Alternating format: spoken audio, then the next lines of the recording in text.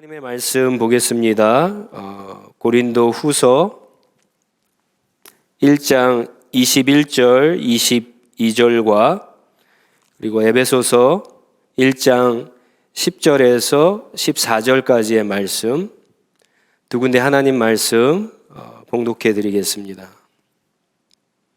우리를 여러분과 함께 그리스도 안에서 튼튼히 서게 하시고 또 우리에게 사명을 맡기신 분은 하나님이십니다. 하나님께서는 또한 우리를 자기의 것이라는 표로 인을 치시고 그 보증으로 우리 마음에 성령을 주셨습니다. 에베소서 1장 10절입니다. 하나님의 계획은 때가 차면 하늘과 땅에 있는 모든 것을 그리스도 안에서 그분을 머리로 하여 통일시키는 것입니다. 하나님 그리스도 안에서 우리를 상속자로 삼으셨습니다. 이것은 모든 것을 자기의 원하시는 뜻대로 행하시는 분의 계획에 따라 미리 정해진 일입니다. 그것은 그리스도께 맨 먼저 소망을 둔 우리로 하여금 하나님의 영광을 찬미하는 사람이 되게 하시려는 것이었습니다.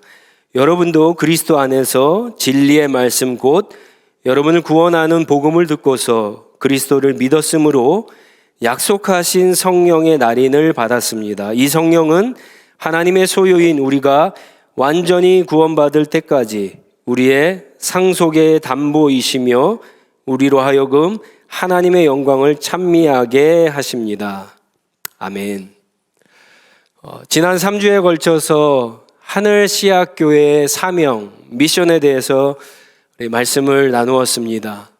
아마 이제는 교회의 미션이 무엇인지 다 아실 뿐만 아니라 외우시는 분들도 있을 것 같은데 우리 한번 외워볼까요? 자, 시작. 우리는 복음을 전하고 공동체를 만들어 하나님 나라에 참여한다. 네. 외우지 못하셔도 됩니다. 세 가지 중요한 것이 있죠. 세 가지만 생각하시면 돼요. 복음을 전하고 공동체, 소그룹을 만들어서 많은 사람들로 하여금 하나님 나라에 참여하게 한다. 이게 하나님께서 우리 교회에게 주신 사명, 미션입니다.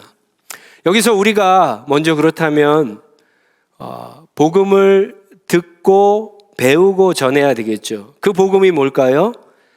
하나님 나라 복음입니다. 물론 십자가 복음을 통해서도 구원을 받을 수 있습니다. 회심할 수 있습니다. 하지만 하나님 나라 복음, 우리가 이것을 배워야 되는 이유는요, 우리가 받은 구원을 더 넓게, 더 깊게, 더 바르게, 더 정확하게 설명해 주기 때문입니다.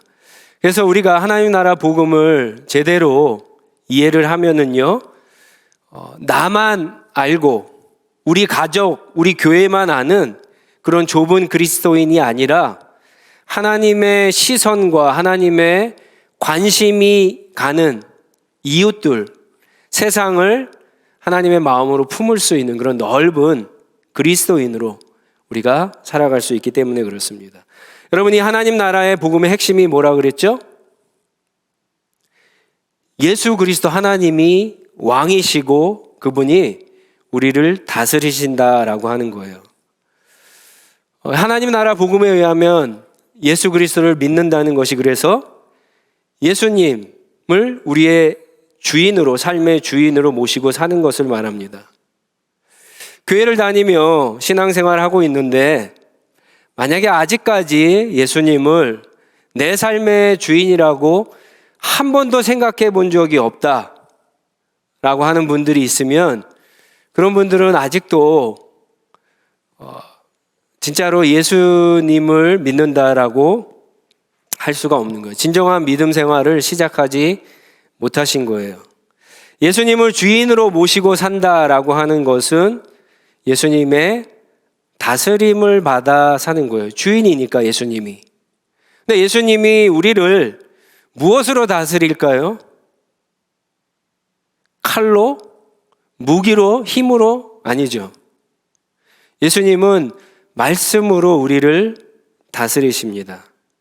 그러니까 예수를 믿는다라고 하는 것은 하나님의 말씀을 따라서 예수님의 인도하심, 다스림을 받으며 사는 것을 이야기합니다. 우리가 만약에 살아가면서 내 생각이 있죠. 내 뜻이 있어요. 내 계획이 있습니다. 근데 만약 오늘 들은 설교가 아침에 했던 큐티의 말씀이 그런 것들을 통해서 하나님이 너 그렇게 하지 말어 라고 한다면 그렇게 하지 않는 것이 예수님의 다스림을 받으며 사는 겁니다. 자, 그러면 예수님의 다스림을 받으며 살려면 어떻게 해야 될까요? 하나님의 말씀을 매일 가까이 해야 될까요? 아니면 일주일에 한 번만 읽거나 들어도 될까요? 매일 해야죠. 매일. 하나님의 말씀을 매일 가까이 하고 매일 읽어야 되는 겁니다. 그 말씀을 깊이 묵상하고 이 말씀 가운데 나에게 주시는 예수님의 음성이 무엇인가 자꾸만 알려고 노력을 해야 되죠.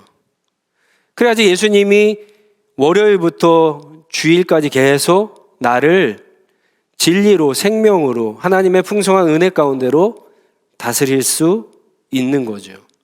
그렇지 않으면 주일날만 읽는다, 주일날만 예배 와서 말씀을 듣는다 그러면 하루만 예수님의 다스림을 받게 되는 거죠. 오늘날 말씀과 복음을, 그 말씀과 복음을 배우고 전하는 데 있어서 가장 효과적인 방법이 두 가지라 그랬습니다. 하나는 1:1 제자 훈련, 또 하나는 소그룹입니다.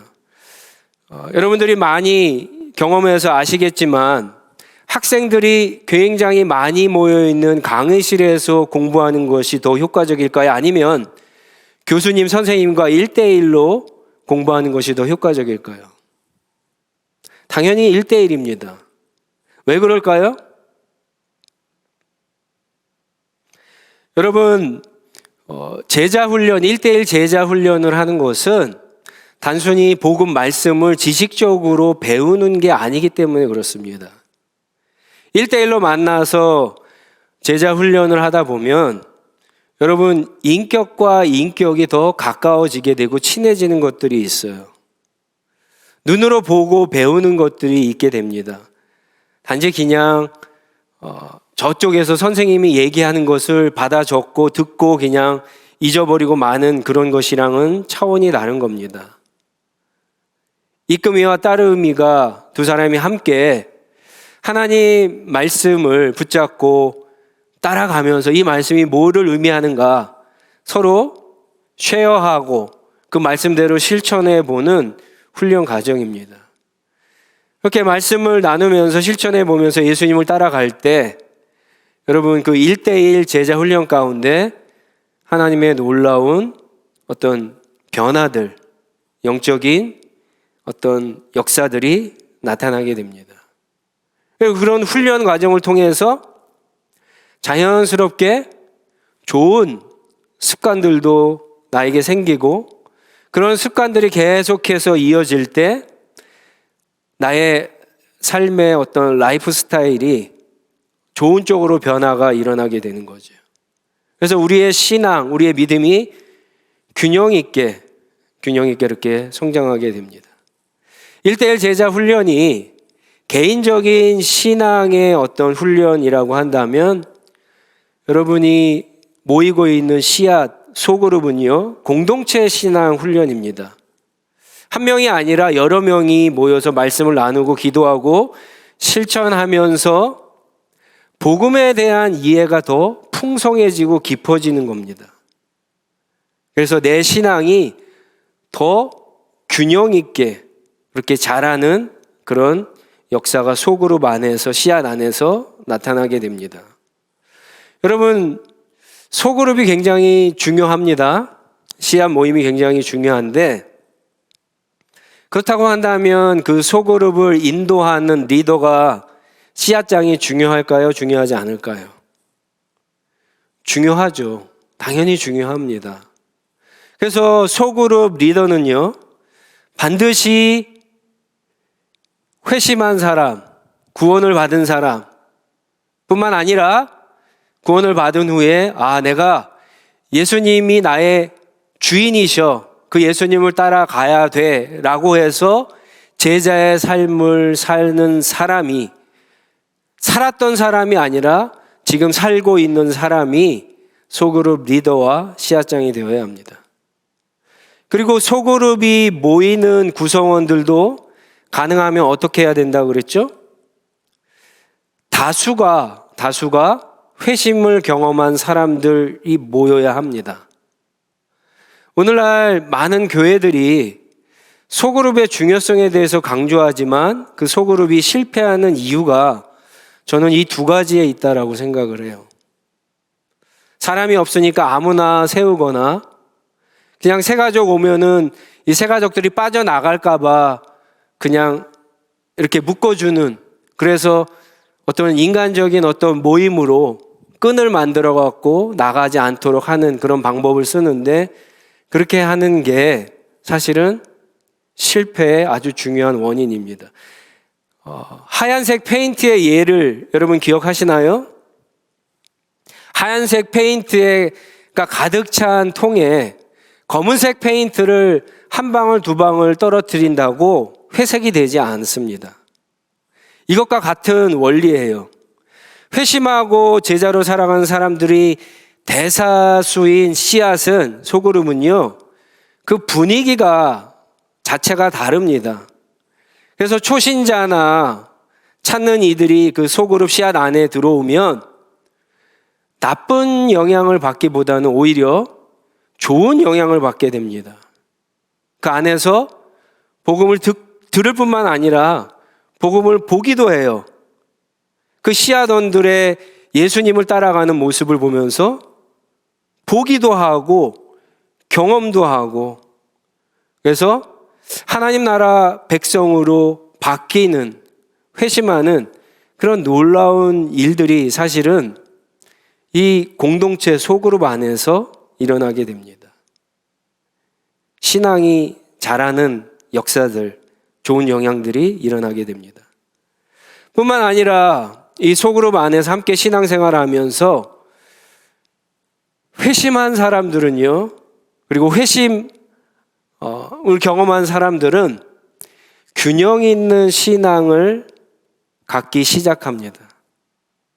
자기 혼자만 신앙생활 하면은요, 무엇이 균형 있는 신앙인지 잘 몰라요. 우리가 늘 강조하지만 신앙이라고 하는 것이 하나님과 나와의 관계만이 아니라고 그랬잖아요. 여러분 성경을 읽어보세요. 하나님은 나도 부르셨지만 우리를 부르셔서 교회로 만드셨어요. 우리의 신앙생활은 하나님과 나와의 1:1 관계이지만 또 교회로 신앙생활하는 거예요. 그래서 교회로 신앙생활할 때 우리의 신앙이 건강한 균형 잡힌 신앙생활을 갖게 됩니다.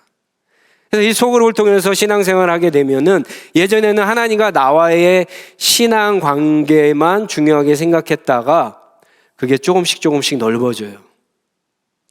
가정의 중요성을 깨닫게 되죠.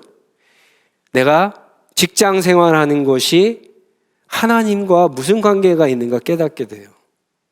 그게 점점 넓어져서 이웃, 그리고 나라, 정치, 경제, 그리고 온 세상에 대한 관심으로 바뀌게 돼요.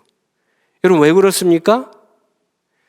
하나님이 통치하시는 게 나만인가요? 교회만인가요?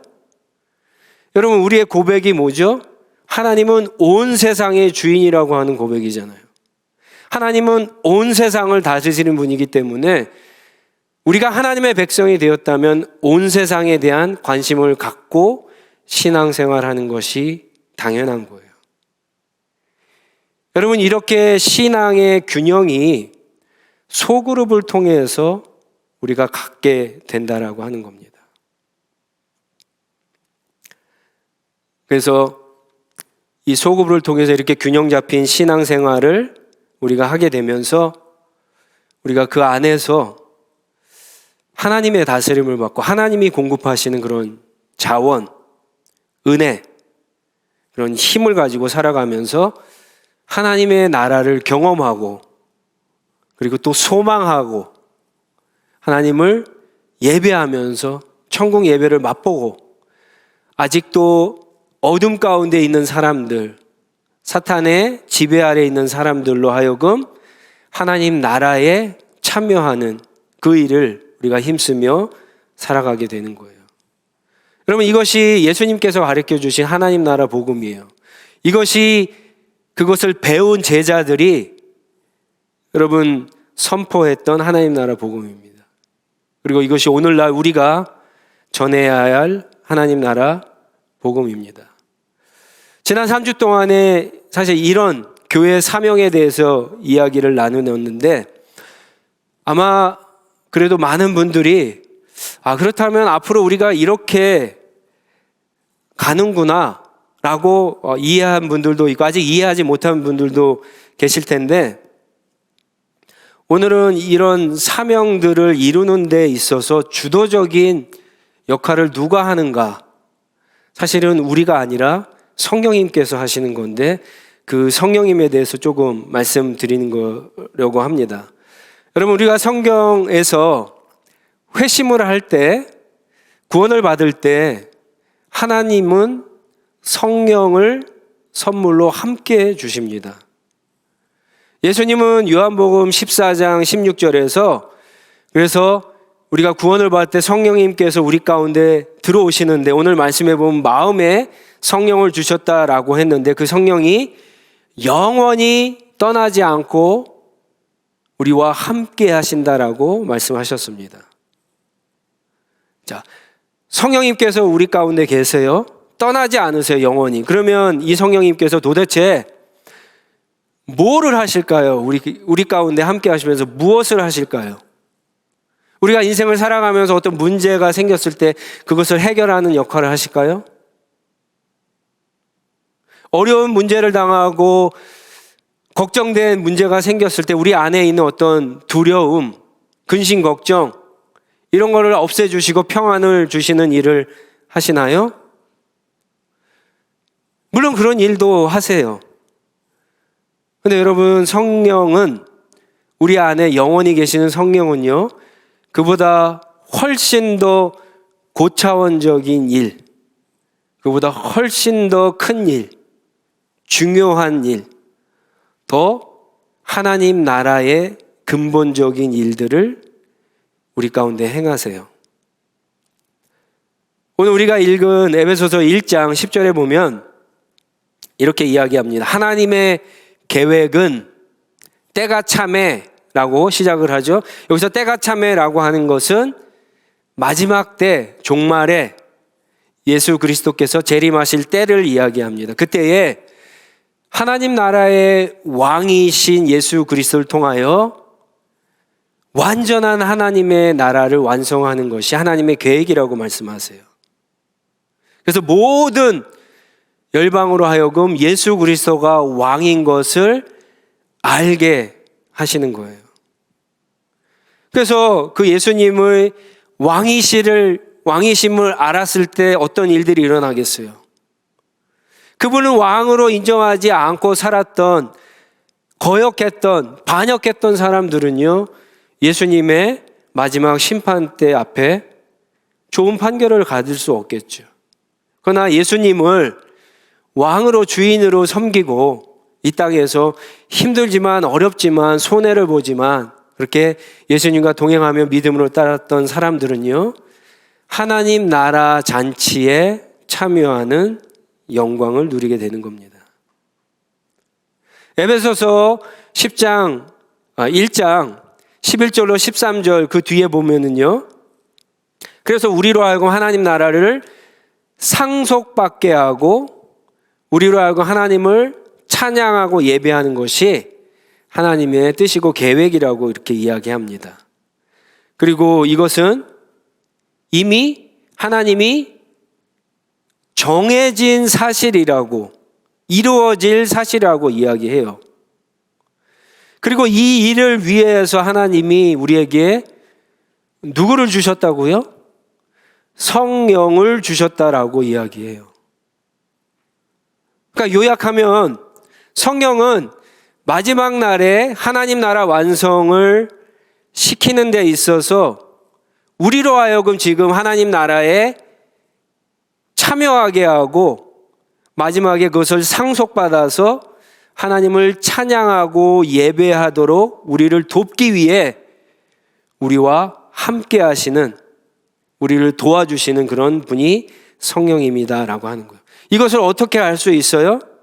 오늘 말씀해 보면은요, 하나님의 뜻과 계획, 이 계획을, 이 뜻을 위해서 성령을 인치셨다라고 그렇게 표현을 합니다. 그러니까 도장을 찍었다라고 그렇게 표현하고요. 또 하나는 담보로 주셨다라고, 보증으로 주셨다라고 그렇게 이야기합니다. 고린도후서 1장 21절 22절도 같은 말을 해요.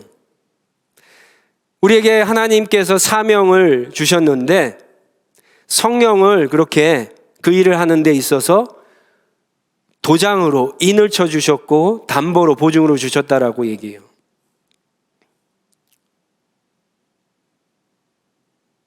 여러분, 성령은, 우리 가운데 계신 성령은요, 우리가 하나님의 구원을 받았다라고 하는 사실을 보증해 주기도 하지만, 컨퍼메이션 하기도 하지만,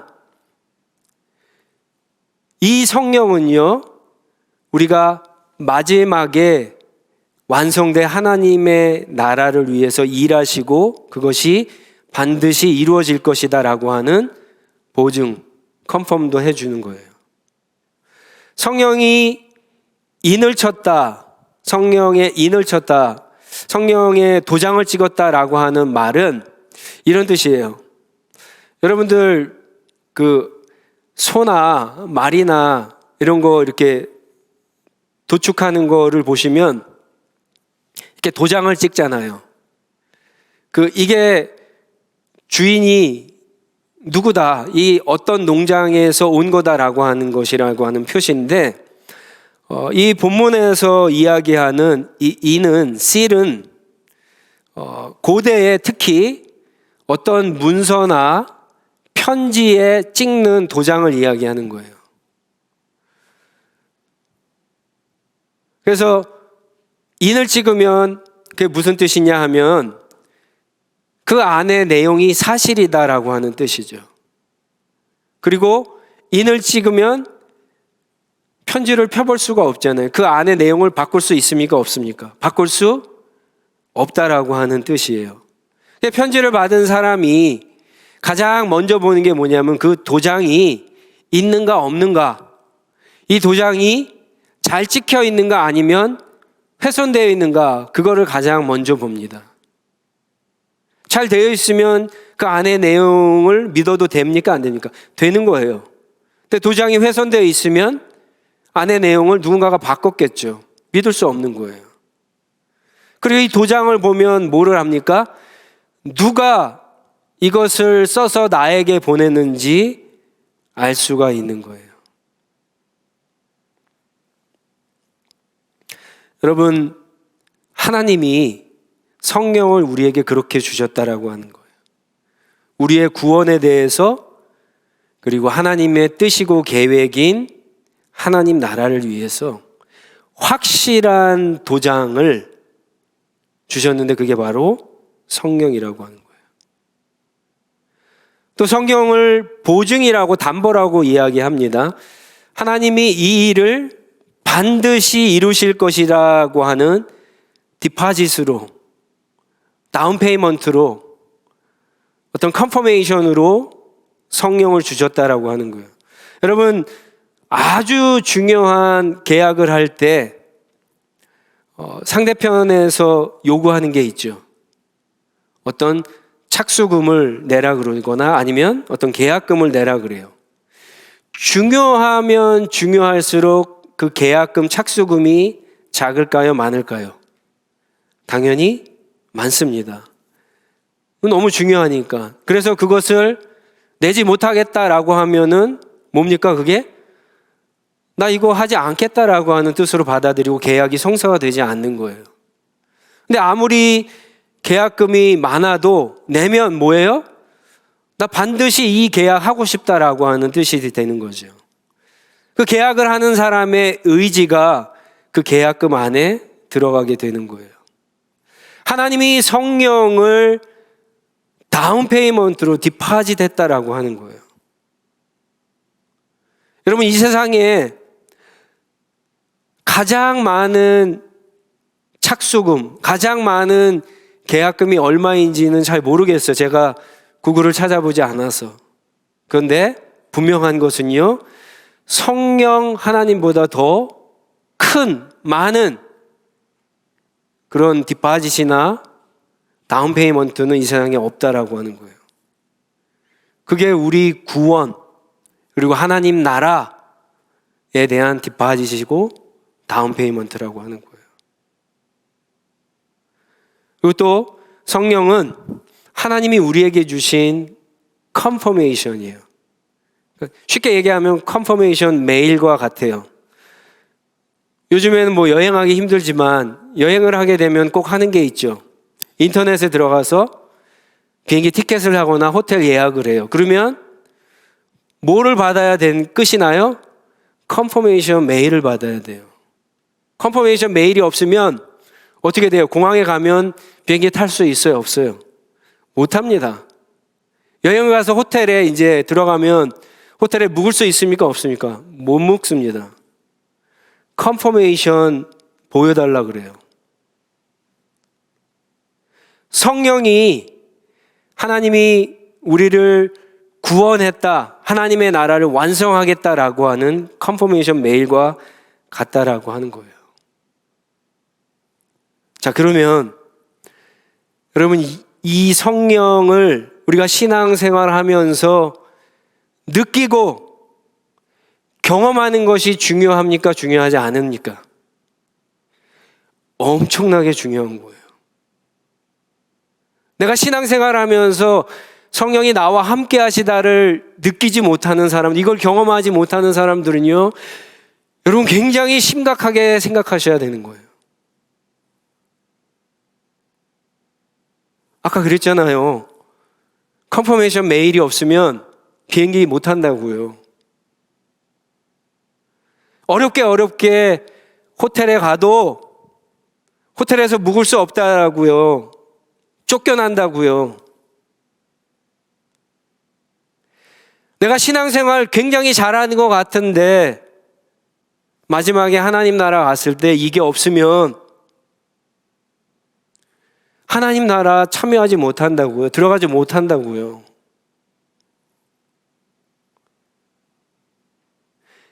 믿음 생활하면서 신앙 생활하면서 그래서 여러분 성령이 나와 함께 하신다라고 하는 것을 경험하셔야 돼요. 이걸 느끼셔야 돼요.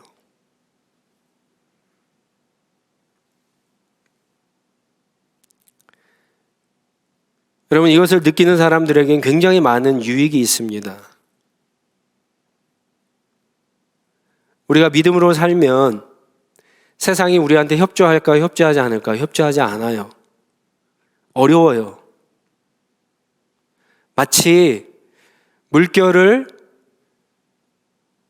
반대로 가는 것과 똑같아요. 여러분 서핑 하는 사람들 봤죠? 이렇게 바다에서 파도가 오면은 그 파도를 타고 이렇게 오잖아요. 그렇게 서핑을 할 수 있잖아요. 근데 예수를 믿는다라고 하는 것은, 세상에서 예수를 믿는다라고 하는 것은 오히려 반대로 가는 거예요. 그러니까 얼마나 어렵고 힘들겠어요. 얼마나 낙심되고 걱정되고 근심된 일들이 많겠어요. 얼마나 손해도 또 많겠어요. 따돌림도 당할 수 있고, 그렇죠? 근데 여러분, 그때마다 성령님께서 어떻게 하신다고? 우리를 도와주신다고. 심지어 기도도 할 수 없는 그런 상황에 있을 때 말할 수 없는 탄식으로 우리를 위해서 기도하시는 분이 성령님이세요. 그래서 어떤 걱정, 근심, 두려움, 공포, 불안을 가지고 있어도, 심지어 어떤 상황들이 변하지 않아도 오히려 하나님을 찬양하고 감사하고 기뻐하고 하나님을 예배할 수 있는 것은요, 성령께서 내 안에 기쁨과 평강과 위로를 그렇죠? 주시기 때문에 그렇게 할 수 있는 거예요. 성령이 있다는 것은 내가 어떻게 되든지 내가 하나님의 소유, 내가 하나님의 나라에 이미 들어가 있음을 확인할 수 있기 때문에 그런 겁니다. 성령은 하나님의 디파짓이고 다운 페이먼트이고 컨퍼메이션 메일이라고 하는 사실이에요. 뿐만 아니라 성령은 우리가 하나님의 뜻과 계획, 우리 하늘시학교회, 우리 교회 전체의 어떤 미션을 이루는 데 있어서 그냥 구경만 하시는 분이 아니라 주도적으로 이끄시고 도와주십니다. 회심하고 하나님의 백성이 되었지만 여러분 성령의 도우심이 없으면 사실은 우리가 할 수 있는 게 거의 없습니다.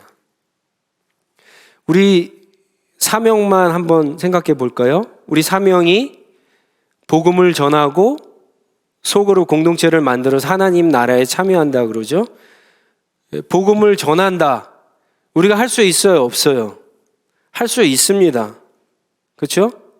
복음을 전하는 것은 할 수 있어요. 우리 주일학교 학생들도 할 수 있어요. 친구에게 복음을 전할 수가 있어요. 근데 복음을 전하면 저절로 예수님을 나의 주님이라고 믿고 그 사람이 회심하고 구원을 받나요? 그렇지는 않아요.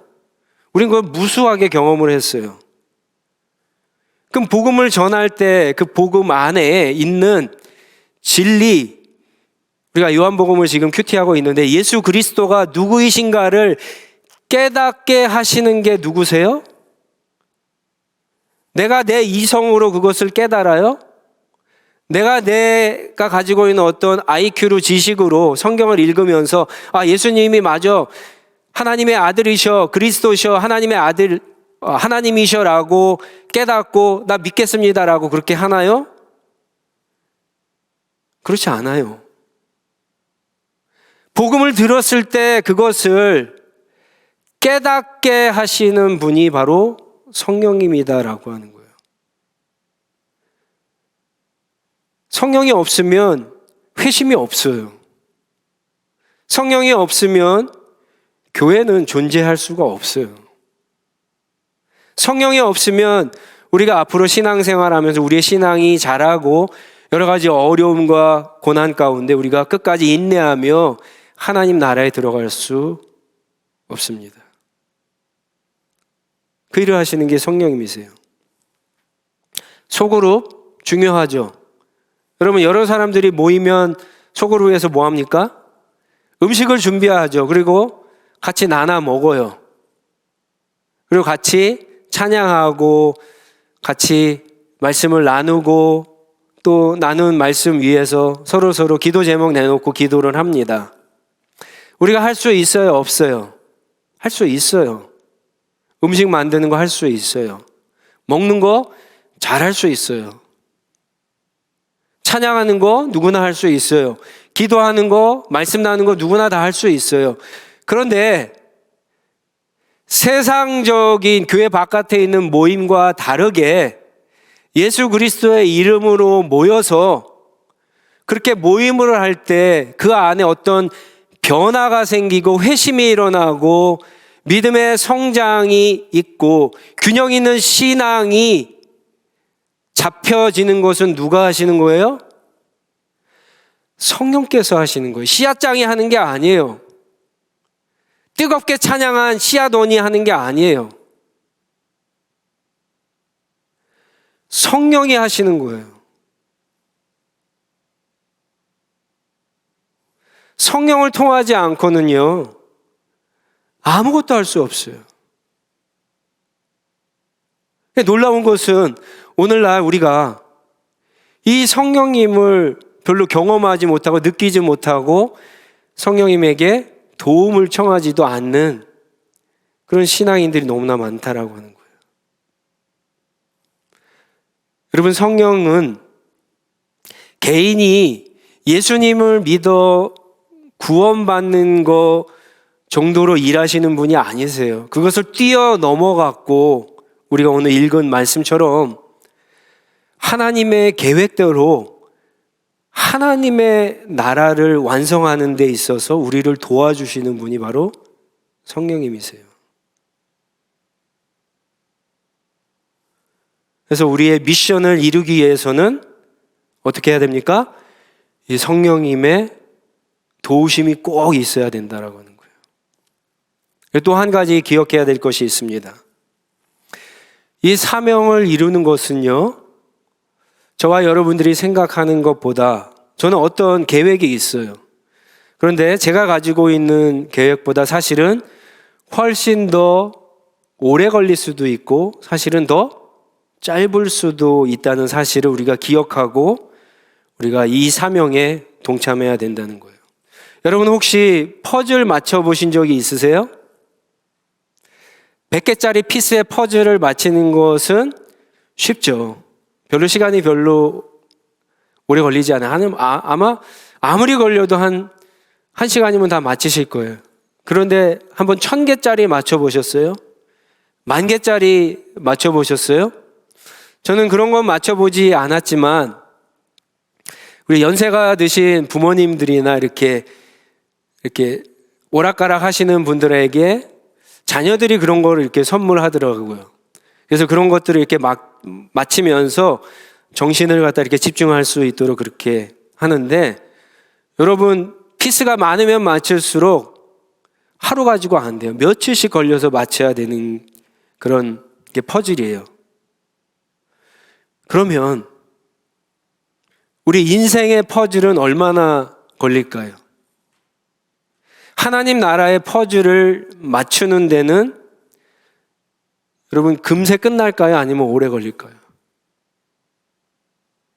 굉장히 오래 걸리는 거예요. 그래서 미션이 있으면 거기에 따른 전략도 잘 세우고 또 전략을 잘 실행할 수 있는 세부적인 계획도 세워야 되는 거예요. 그게 여러분 목회예요. 그게 우리가 사역이라고 부르는 것들이에요. 이 교회만 그런 것이 아니라 여러분 잘 들으세요. 여러분이 맡고 있는 부서도 똑같은 거예요. 교회에 어떤 미션이 있으면 그 아래 여러 부서들이 있잖아요. 그 미션에 맞게 각 부서가 해야 될 전략들, 세부적인 어떤 플랜들을 갖다가 세워갖고 하는 거예요. 이 미션은 변하지 않아요. 그런데 거기에 따른 전략이나 어떤 계획들은 변할 수 있을까요? 안 변할까요? 변할 수가 있어요. 마치 여기서부터 밴쿠버까지 간다라고 여러분 계획을 세웠다라고, 그게 미션이라고 한번 생각해 보세요. 그러면 차를 타고 간다고 했는데 꼭 차를 타고만 갈까요? 그렇지 않아요. 차를 타고 갔는데 차가 사고가 나서 펑크가 나서 차를 가지고 못 가게 됐으면 어떻게 해요? 그럼 뭐 오토바이를 빌리든지 다른 차를 하든지 아니면 비행기를 타고 가든지, 그렇죠? 그것도 안 되면 누구 차를 얻어 타든지 하여튼간 걸어서 가든지 바뀌잖아요, 전략이. 그리고 거기에 따른 세부적인 계획도 바뀌어요. 가는데 만약에 아파요. 그럼 어떻게 돼요? 원래 계획은 뭐 예를 들어서 그 위니펙에서 하루 정도 있다 떠나는 건데 아프면 위니펙에서 떠날 수 있어요? 없어요. 어쩌면 일주일, 어쩌면 한 달 동안 있어야 될 수도 있어요. 그런 것들에 따라서 여러분 다 달라지는 거예요. 그러니까 짧아질 수도 있고 길어질 수도 있어요.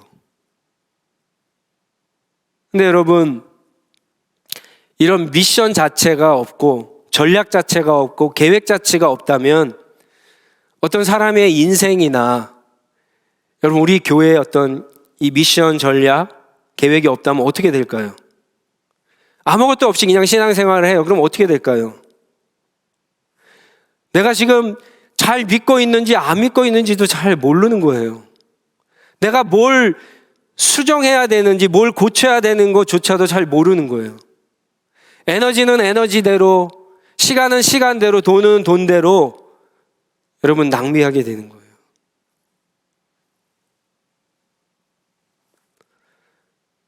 우리는 계산이 다 빠른 사람들이잖아요.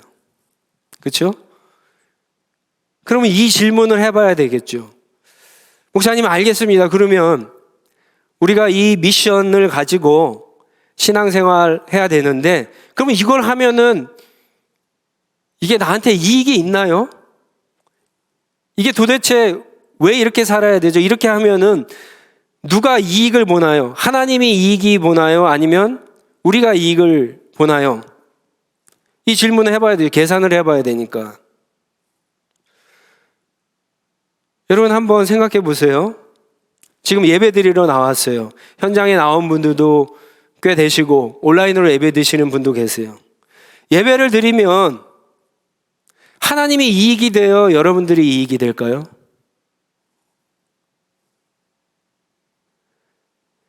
여러분 하나님을 찬양하면, 하나님께 기도하면 하나님이 득이 됩니까? 아니면 우리가 득이 됩니까? 우리가 열심히 헌금하고 봉사하고 헌신하고 그러면 도대체 누가 이익이 되냐고요. 하나님입니까? 아니면 나예요? 우리예요?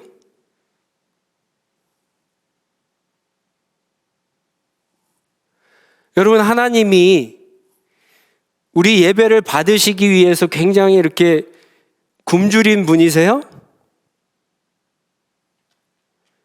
여러분 하나님이 우리의 찬양을 정말 듣기를 원해갖고 막 목말라갖고 막 헐떡거리시는 그런 분이세요? 예수님이 뭐라 그러셨죠? 길가에 굴러다니는 돌들도 하나님을 찬양할 수 있게 하나님이 하실 수 있어요. 그런데 우리가 하나님을 찬양하고 예배하고 기도하고 그러길 원하세요. 하나님은 돈이 없어서 우리의 헌금을 원하시는 게 아니에요. 우리의 푼돈 같은 건 필요도 없으세요. 하나님은 우리의 헌신, 우리의 봉사가 하나님의 거룩한 일들이 이런 데 있어 필요해갖고 우리한테 요청하시는 것이 아니에요. 하나님은 다 하실 수 있어요. 말씀 한마디로 세상을 창조하신 분이세요. 말씀 한마디로 온 세상을 컨트롤하시는 분이세요. 하나님 필요 없으면 누가에게 필요한 거예요? 우리에게 필요한 거예요. 우리가 매일 혹은 일주일에 한 번씩 하나님을 예배할 때, 하나님을 찬양할 때, 하나님께 기도할 때 여러분 어떤 일들이 일어나요? 하나님을 잊어버리고 하나님의 다스림을 받지 않았던 죽어있던 우리의 영이 다시 깨어나잖아요. 살아나잖아요. 하나님을 바라보게 되잖아요. 그리고 주님과 동행할 때 하나님이 약속하신 평안함, 안전함, 하나님이 공급해 주시는 자원들, 은혜들 이런 것들을 경험하게 하시잖아요. 누구에게 좋은 거예요? 우리에게 좋은 거예요. 나에게 좋은 거라는 거예요. 미션도 똑같아요. 이 미션을 행하는 가운데 우리는요, 성령의 역사를 경험하게 돼요. 우리의 신앙이 훈련받고 균형 있게 자라게 되는 거예요. 균형 있게 자라게 되면 될수록 여러분 우리는 하나님과 더 가까워지고 하나님과 동행해지고 그리고 하나님이 다음 세상은 물론이고 이 땅에 살아가면서 하나님의 백성이 누려야 될 그런 풍성한 자원들, 은혜들을 마음껏 누리면서 더 풍성한 완전한 있는 하나님의 나라를 소망하면서 인내하면서 살아갈 수 있게 되는 거예요. 이 미션은요, 하나님에게 좋은 게 아니고 우리에게, 나에게 좋은 거예요.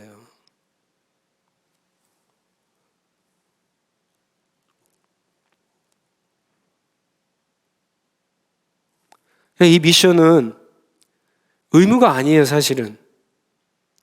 우리의 신앙생활의 모든 것들이 의무라고 생각하시는데 의무가 아니라 사실은 우리 풍산기를 해보신 분들은 알겠지만 이건 특권이에요, 특권. 그냥 우리가 보통 쓰는 말로는 은혜라 그러죠. 은혜를 받기 위해서 하는 건 의무예요. 근데 은혜를 받았음을 알기에 하는 것은요, 그것은 특권이에요. 의무로 하면은 어떻게 돼요? 못하면 괴로워요. 죄의식에 빠져요. 율법주의가 된다고요. 근데 하나님의 은혜이고 특권인 것을 알고 자원하는 마음으로, 기쁜 마음으로 하게 되면은요, 우리의 신앙은 더 균형이 잡히고 건강해지고 온전해지고 하나님과 더 가까운 신앙생활을 하게 되는 거예요. 그래서 우리는 이 미션이 필요한 겁니다. 이 미션에 우리 모든 하늘시학교의 성도님들이 다 동참해서 또 성령의 살아계신 그 역사들을 경험하면서 또 하나님과 가까워지고 동행하고 하나님께서 우리에게 주시는 그런 풍성한 은혜와 자원들을 마음껏 누리고 또 세상에 흘려보내며 그렇게 주님과 함께하는 우리 하늘시학교의 우리 성도님들 모두가 되기를 주님의 이름으로 축원합니다. 우리 한번 같이 기도하겠습니다.